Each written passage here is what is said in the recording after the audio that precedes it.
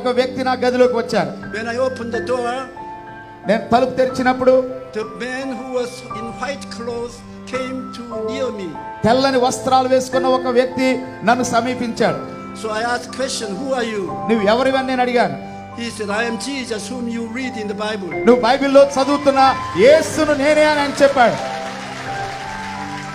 I am not dead religion, I am living God. నేను ఒక మతములో చనిపోయిన వ్యక్తిని కాదు, నేను సజీవుడనని ప్రభు తెలియజేశాడు. I will touch and heal you and you will go to the world to preach gospel. నేను నిన్ను ముట్టి బాగు చేస్తున్నాను, నువ్వు ప్రపంచమంతా వెళ్ళి సువార్త ప్రకటించని చెప్పాడు.